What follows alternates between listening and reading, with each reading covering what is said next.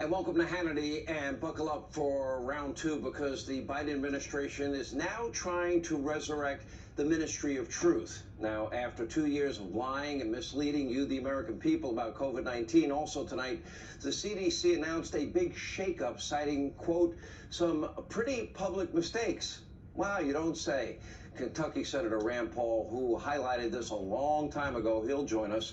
And after accidentally shooting and killing a woman on a movie set, Alec Baldwin now says his life is at risk, all because of Donald Trump, and it's taken years off of his life out of all the fear. But first, often considered the dumbest person in D.C., that would be Biden's chief of staff, Ron Klain. He's now praising Joe Biden, his hard work, and his steady leadership compared to Donald Trump's. Take a listen. I just think Donald Trump created an expectation of a president creating a storm every single day. I don't think it was good for the country. I don't think the voters wanted it. And I think 81 million of them showed up in 2020 and said they wanted a different kind of president. And that's who Joe Biden is. He comes into the Oval Office every morning. He's serious about his work. He's serious about the change he's trying to bring to this country. All right, Ron, are you serious? Really? Because every time Joe opens his mouth, it is a complete Adam Schiff show. Here's a friendly reminder. The idea that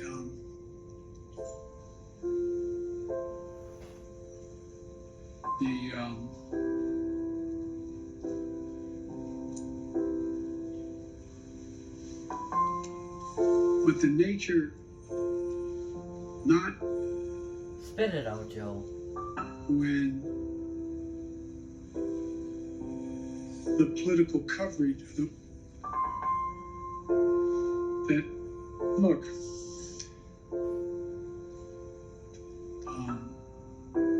some of the political players and some of the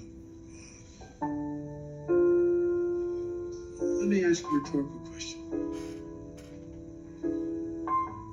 No, I won't. Anyway.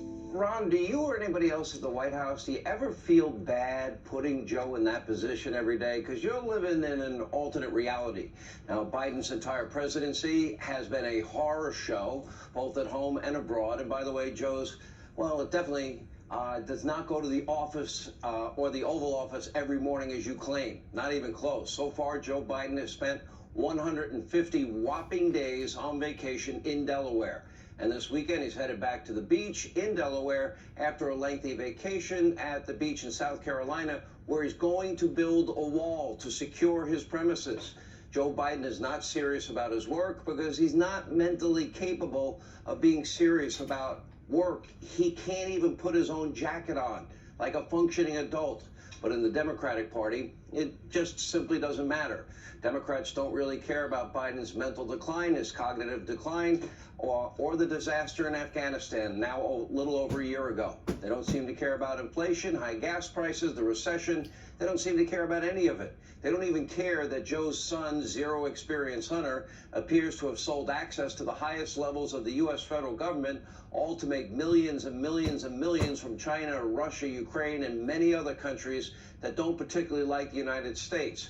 But Democrats claim to revere our institutions. No, they don't revere our institutions. They only care about political power, raw political power. But don't take my word for it. Just listen to a popular liberal podcast host. His name is Sam Harris. He just says what others think. Trump University as a story is worse than anything that could be in Hunter Biden's laptop, in my view, right?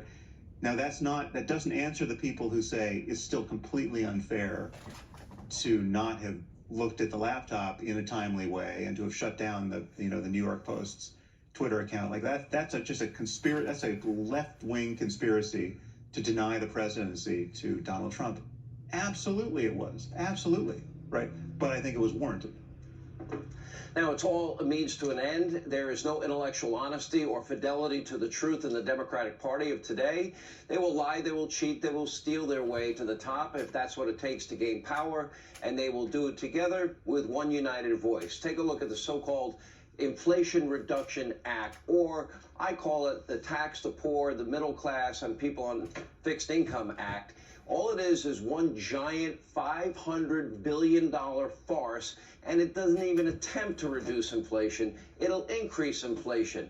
It increases taxes on the poor, middle class, people on fixed incomes. It drives up everybody's energy costs at a time when gas is still near a record high. It hires 85 to 87,000 new IRS agents to audit small businesses, bigger than 3 agencies of the federal government combined.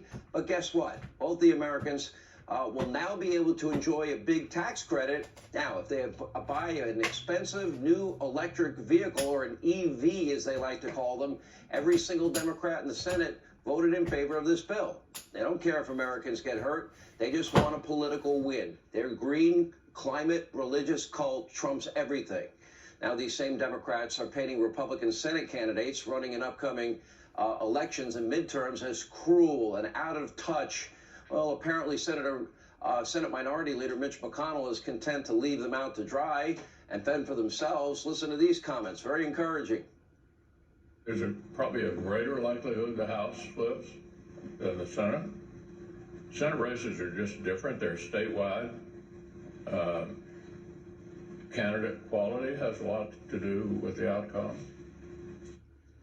Candidate quality. You mean like in Pennsylvania, the Democratic Senate candidate, a devout socialist style, in the vein of, let's see, Bernie Sanders, who he endorsed over Joe Biden, a guy that literally can't put 2 sentences together himself. He's only been 11 minutes on the campaign trail.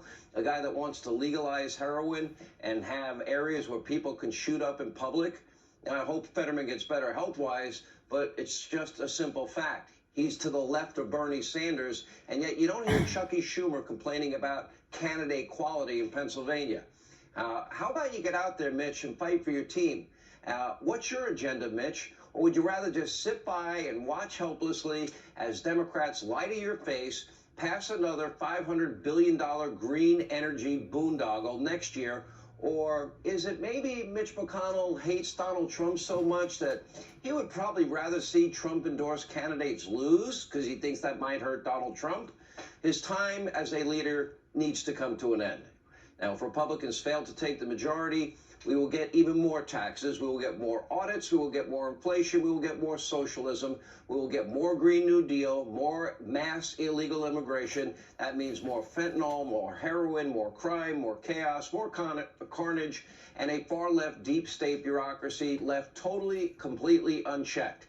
This is a critical inflection point for this country, a pivotal moment, a tipping point. If Mitch doesn't really want to help lead his party, Mitch, step aside. We'll find somebody who can lead and champion the candidates that are in these races. Here now with more, the co-host.